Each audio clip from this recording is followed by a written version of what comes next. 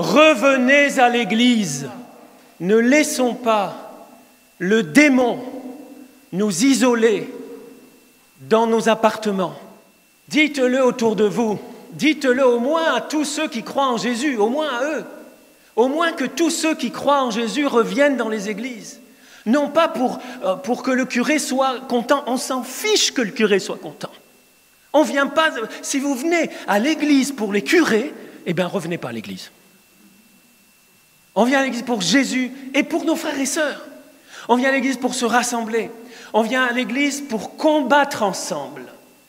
On vient à l'église parce qu'un chrétien isolé est un chrétien en danger.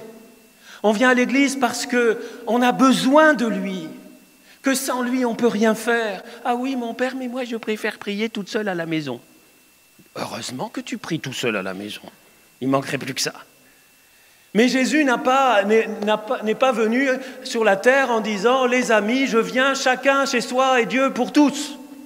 La première chose qu'il a faite, c'est rassembler tout de suite. Il a rassemblé 12, puis les disciples, il les enseignait, il faisait des miracles, il les préparait à traverser les tempêtes, on va voir ça tout de suite. Je n'avais pas prévu de vous dire ça, mais je sens très fort, l'Esprit Saint me demandait de vous le dire. Et en plus, c'est enregistré. Alors je sais que certains qui m'écoutent, vous ne pouvez pas revenir à l'église. Alors pour l'instant, c'est pour ça qu'on diffuse en ligne. Mais revenez, venez aussi en semaine. Je vais vous dire une bonne nouvelle, ce n'est pas un péché de venir à la messe en semaine. Il y en a qui croient que c'est un péché ou qui vont mourir d'overdose eucharistique. Ça fait 35 ans que je suis prêtre, le 6 juillet prochain. Ça fait 45 ans que j'ai donné ma vie à Jésus. Je n'ai jamais rencontré quelqu'un mort d'overdose de messe. Jamais. N'exagérez pas 3 messes par jour. Mais voilà, donc n'hésitez pas, il y a l'adoration dans cette église, il y a beaucoup d'autres églises où il y a l'adoration. Jésus est toujours là présent au tabernacle. Oui, mais mon Père, il est présent dans mon cœur. Bien sûr qu'il est présent dans mon cœur. Oui, mais mon Père, il est présent à la maison. Oui, il est présent à la maison. Mais il a aussi cette forme de présence absolument extraordinaire, miraculeuse. Je suis toujours très, très, très surpris de voir des catholiques ne pas croire au miracle et croire en l'Eucharistie. Je ne sais pas pourquoi. Il y a des catholiques qui ne croient pas que Jésus peut guérir un paralytique, un cancer, etc.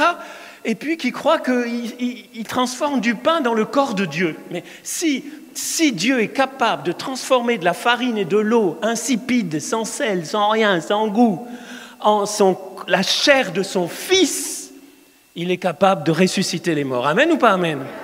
Et ça, c'est fantastique. Donc les amis, je fais un vibrant appel. Je le sens très très fort. Vibrant appel, mais pour que vous le disiez autour de vous, pas pour remplir les églises, c'est pas ça la question. L'église n'est pas une multinationale qui veut avoir plein de succès, des succursales partout et qui est plein de monde et plein d'argent. C'est pas ça. Mais il en va de notre salut, il en va de notre santé, c'est le même mot.